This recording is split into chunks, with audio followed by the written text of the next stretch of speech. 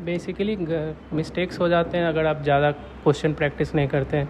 तो अगर mock test आप ज़्यादा से ज़्यादा देते हैं, जैसे सारे इंस्टीट्यूट्स मॉक टेस्ट प्रोवाइड कर दिए, मैंने चाणक्य एस एकेडमी का मॉक टेस्ट दिया था, तो उसमें बहुत हेल्प होता है। मतलब ऑलमोस्ट बीपीएससी के एग्ज़ाम में है कि आप क्वेश्चंस प्रिडिक्ट कर सकते हैं कि किस फील्ड से आ रहे हैं और कैसे आ रहे हैं। और प्लस जो प्रीवियस ईयर क्वेश्चंस होते हैं, तो अगर आप लास्ट 10 ईयर्स के क्वेश्चन को एनालाइज करेंगे तो उससे भी बहुत हेल्प मिलता है ईजिली एग्ज़ाम के थ्रू रीच करने में। तो इंस्टॉलमेंट का भी यहाँ पॉसिबिलिटी है, आप उसमें छोटे छोटे इंस्टॉलमेंट करके भी आप फीस पे कर सकते हैं। और ये है कि यहाँ के सेंटर हेड जो कृष्णा सर है, वो बच्चों के साथ मतलब फुल्ली कोऑपरेबल रहते हैं। अगर ऐसा किसी का मतलब प्रॉब्लम होता है फाइनेंशियल प्रॉब्लम, तो उसमें वो आगे आते हैं, हेल्प करते हैं। बहुत टाइम हुआ भी है, कर भी सकते हैं, तो ऐसा कुछ प्रॉब्लम नहीं होता। आप आ सकते हैं, यहाँ इंस्टीट्यूट अच्छा है, फैसिलिटीज़ भी सारी अच्छी है, फ्री लाइब्रेरी यहाँ पे है, लाइब्रेरी में फ्री रिसोर्सेज भी हैं, आप फुल्ली यूज कर सकते हैं। टीचर्स तो most of the time available रहते ही हैं, फर्दर गाइडेंस भी आपको देने के लिए रेडी रहते हैं, तो उसमें कोई प्रॉब्लम नहीं है। इंस्टीट्यूट अच्छा है और एक ओल्डेस्ट ऑफ द इंस्टीट्यूट है पटना में अभी, और इसके ऑलमोस्ट ऑल ओवर इंडिया में सारे सेंटर्स हैं। सर का कितना योगदान रहा इसमें आपका तैयारी में? सर का तो पूरा योगदान रहा, क्योंकि सर के ही गाइडेंस से हम लोग रिसोर्सेज पे भी जाते हैं, फिर आंसर राइटिंग, तो सर का ही टोटल गाइडलाइंस और एडवाइस से ही हम लोग कुछ भी ऑप्ट करते हैं। तो इससे पहले आपने कहीं ट्राई किया था, कहीं इंक्वायरी किया था जाने का? नहीं, डायरेक्ट यहीं पे मैं आई थी। हेलो एवरीवन, तो मैं हूँ धीरज और हम आज अभी आए हुए हैं चाणक्य आईएएस एकेडमी में, जो कि अभी हमारे साथ भाई बैठे हुए हैं, जो कि बीपीएससी का अभी पीटी इनका क्लियर हुआ है। तो चलिए जानते हैं इनसे कि इनका एग्ज़ाम कैसा था, किस तरह के क्वेश्चन आए थे और स्ट्रेटजी क्या था इनका पढ़ाई का, और फुल इन्फॉर्मेशन हम आपको इस वीडियो में देने वाले हैं। तो बने रहिएगा हमारे इस वीडियो में। तो चलिए स्टार्ट करते हैं। तो हेलो भाई, आपका नाम क्या हुआ? मेरा नाम सनी मेहता है, मैं चाणक्य आईएएस एकेडमी का 2 ईयर क्लासरूम बैच के स्टूडेंट हूँ। ओके, तो भाई सबसे पहला आपको बधाई है मेरे तरफ से कि आपका पीटी क्लियर हुआ। तो मैं ये जानना चाहूँगा, और बहुत सारे लोगों का ये क्वेश्चन रहता है कि आपका जो इस पढ़ाई का स्ट्रेटेजी होता है वो कैसा था, किस तरह का? वो लोग मतलब कुछ लड़के होते हैं जो 1-2 नंबर से छूट जाता है उनका, तो क्या गलतियाँ रह जाती हैं भाई उनमें पढ़ाई में? बेसिकली मिस्टेक्स हो जाते हैं अगर आप ज़्यादा क्वेश्चन प्रैक्टिस नहीं करते हैं। तो अगर मॉक टेस्ट आप ज़्यादा से ज़्यादा देते हैं, जैसे सारे इंस्टीट्यूट्स मॉक टेस्ट प्रोवाइड कर दिए, मैंने चाणक्य एस एकेडमी का मॉक टेस्ट दिया था, तो उसमें बहुत हेल्प होता है। मतलब ऑलमोस्ट बीपीएससी के एग्ज़ाम में है कि आप क्वेश्चंस प्रिडिक्ट कर सकते हैं कि किस फील्ड से आ रहे हैं और कैसे आ रहे हैं। और प्लस जो प्रीवियस ईयर क्वेश्चंस होते हैं, तो अगर आप लास्ट 10 ईयर्स के क्वेश्चन को एनालाइज करेंगे तो उससे भी बहुत हेल्प मिलता है ईजिली एग्ज़ाम के थ्रू रीच करने में। अच्छा भाई, इस एग्ज़ाम को क्रैक करने के लिए स्टूडेंट को कितने घंटे, कितने आवर पढ़ाई करना होता है, अगर सिर्फ स्टडी की बात किया जाए तो? जैसे मेरा जो शेड्यूल था, मैं इस इंस्टीट्यूट के लाइब्रेरी में बैठ के पढ़ता था। सुबह 8 बजे से 2-2 घंटे के स्लॉट में मैं यहाँ बैठता था। मोस्टली 6 आवर्स का स्टडीज़ था, बीच में 1-1 आवर का गैप, और 2-2 आवर्स के स्लॉट में मेरा पढ़ाई चलता था। टीचर्स तो यहाँ पे मतलब बहुत ही अच्छे हैं, अगर आप मतलब उनसे इंटरेक्ट करते हैं तो वो फुल्ली कोऑपरेटिव है। आपको जो हेल्प चाहिए वो एकदम देने के लिए एकदम रेडी रहते हैं। उसमें कोई वो दो राय नहीं है। जितना आप उनसे पूछेंगे वो उतना आपको उससे ज़्यादा ही एफर्ट देकर बताते हैं। मुझे भी सर लोग ने बहुत हेल्प किया। ऑलमोस्ट मैंने प्रिपरेशन से पहले 3-4 यहाँ पे मतलब बहुत ही सीनियर फैकल्टीज़ जो हैं, ऑलमोस्ट सब यहाँ के नहीं हैं, वो मोस्टली सब दिल्ली से ही आते हैं, तो उन सब से मैंने गाइडेंस लिया था। और अभी मैंने पीटी के बाद भी सर लोग से मैं टच में हूँ, उनसे मैं गाइडेंस लेकर के अपना मेंस का प्रिपरेशन कर रहा हूँ। अच्छा, तो आप अभी भी यहाँ पे प्रिपरेशन स्टार्ट मतलब कर रहे हैं यहाँ पे? हाँ, क्योंकि नेक्स्ट मंथ से एग्ज़ाम है, तो ऑलमोस्ट अगर हेल्प चाहिए होता है तो जो सेंटर हेड कृष्णा सर है, उन्होंने पूरा बोल दिया है कि जो सपोर्ट चाहिए आपको हम अपने तरफ से पूरा प्रोवाइड करेंगे, आप लोग बस अच्छे से पढ़ाई करिए। अच्छा भाई, तो मैं ये जानना चाहूँगा कि स्टूडेंट जो होते हैं, जो कि उनका पीटी या मेंस में कुछ गलती हो जाता है जिसकी वजह से उनका रिजल्ट नहीं हो पाता है, तो भाई आखिरकार क्या गलती हो जाता है, क्या गलती करते हैं वो लोग जिसकी वजह से उनका रिजल्ट ना हो पाता है? कभी आपके साथ ऐसा कुछ हुआ था? हाँ, जैसे मेरा फर्स्ट पीटी में नहीं हो पाया था, मैं 2 मार्क्स से छूट गया था।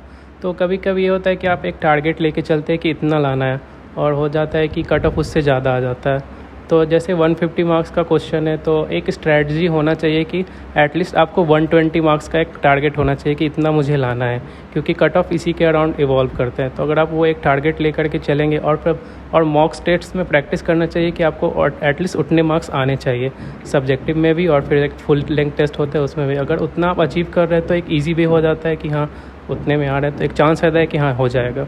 अगर उससे डाउनफॉल होता है तो फिर और ज़्यादा मेहनत करने की ज़रूरत है।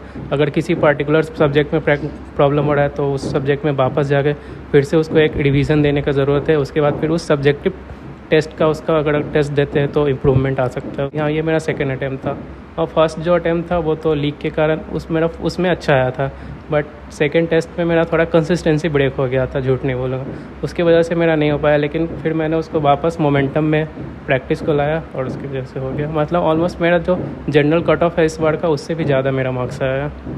तो भाई आप उन स्टूडेंट को क्या बताना चाहेंगे जो कि अभी बीपीएससी का तैयारी कर रहे हैं, और उनको कितने आवर्स या को क्या क्या है कि जो अवॉइड करना चाहिए, क्योंकि उनके बीच में और पढ़ाई के बीच में कुछ आता है जो डिस्ट्रैक्ट करता है माइंड को, उस चीज़ से दूर होना चाहिए। तो आपका ये इस बार में क्या ख्याल रहेगा, क्या उनको करना चाहिए अगर पढ़ाई के बीच में अगर कुछ भी डिस्ट्रैक्शन आ रहा हो तो?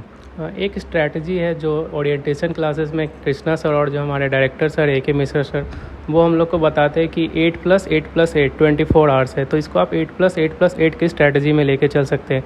8 आवर्स आपका स्टडी हो जाता है, 8 आवर्स आप स्लीप, और 8 घंटे बाकी आपका जो सेल्फ इनोवेशन या जो भी घूमिए फिरिए जो करना है उसमें करिए। तो वो एक स्ट्रैटेजी आप लेके चल सकते हैं, वो सही है। और उसमें है कि आप 8 घंटे को भी आप एक स्लॉट में डिवाइड कर सकते हैं कि मतलब, क्योंकि कंटिन्यूसली 8 आवर्स कोई नहीं बैठ सकता है। अगर आप 2-2 आवर्स पे बैठ के 6 आवर्स पे अगर परफेक्ट, और ये नहीं कि बस बैठ रहे हैं तो बस टाइम पास कर रहे हैं या जो भी, आप उसको देखिए। आप स्टॉप वॉच को यूज कर सकते हैं आप अपने सामने रख के कि आप देखिए हाँ उन 2 घंटों पे आपने कितने टाइम अच्छे से दिया, तो वो एक हो सकता है। तो भाई क्या आप इस दौरान जब आप एग्ज़ाम का तैयारी कर रहे थे तो जितना भी सोशल मीडिया है तो उसको अवॉइड कर रहे थे या उसको आप यूज़ करते थे?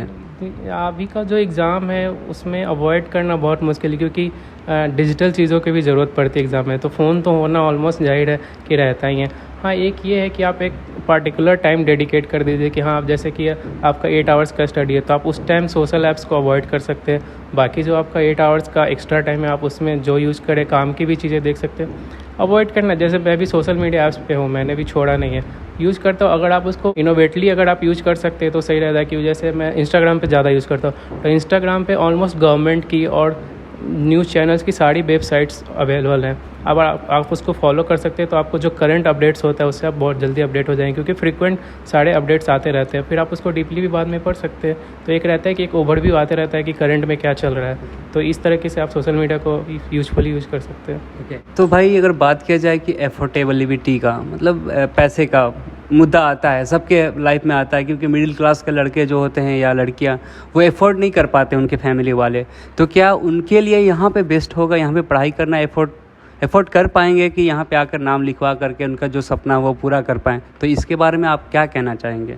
देखिए, जब जैसे मैं एडमिशन लेने आया था तो इंस्टीट्यूट का एक पॉलिसी है कि वो टाइम टू टाइम डिस्काउंट में भी बैचेस चलाते रहते। तो जब मैं आया था तो मुझे उस टाइम ऑन द स्पॉट 25% जो मैक्सिमम फ़ीस था उसका 25% डिस्काउंट मिल रहा था। और ऐसा है कि मतलब मंथली यहाँ पे स्कॉलरशिप टेस्ट भी चलते हैं। तो अगर आप उसमें अगर आप इनरोल करके अगर आप अपने बेनिफिट पे जाते हैं तो आपको, और जो यहाँ का फ़ीस स्ट्रक्चर है वो लिबरल है। मतलब अगर आप चाणक्य में एडमिशन लें तो ऐसा नहीं है कि आपको एकदम फुल्ली एक ही साथ सब कुछ देना है।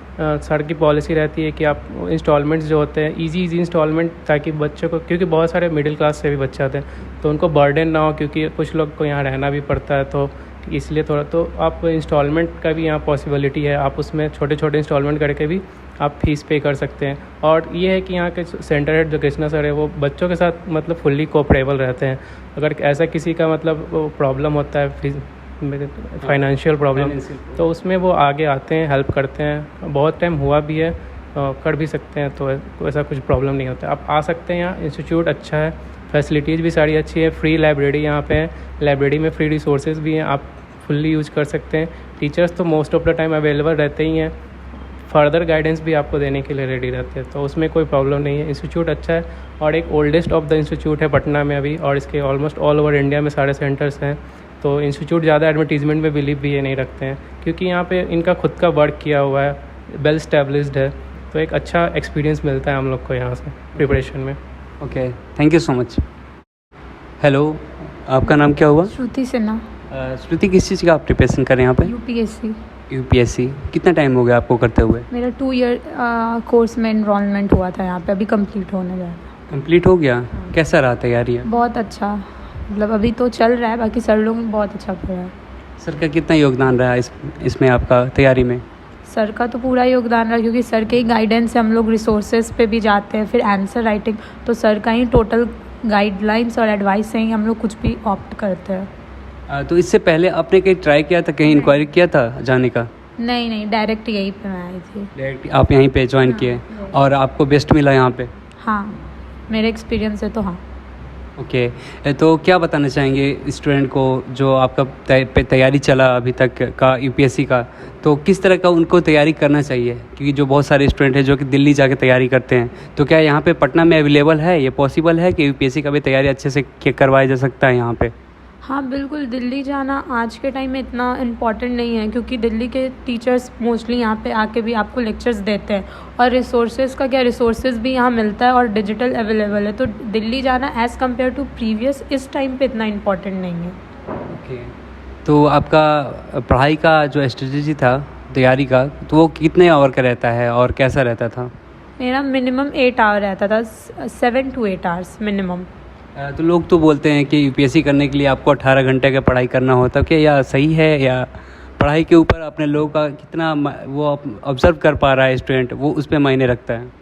वो तो पर्सनली डिपेंड करता है कि कुछ बच्चे होते हैं कि वो 5 घंटे में भी बहुत ज़्यादा पढ़ लेते हैं, कुछ को लगता है कि 10 घंटे में वो 5 घंटे के हिसाब से पढ़ते, पर 18 आवर्स फिजिबल नहीं कर सकता। 24 घंटे में 18 आवर्स वो तो नहीं है फिजिबल, बट हाँ 10 to 12 आवर्स कर सकते हैं। लेकिन वो जब प्री का टाइम आता है नज़दीक, अभी जैसे प्री है 28 मई को, तब आप कर सकते हैं। प्री के बाद मेंस के टाइम में कर सकते हैं, लेकिन स्टार्टिंग से 14-15 आवर वो पॉसिबल नहीं है। जब क्लास भी रहता है साथ में तो वो नहीं हो पाता है।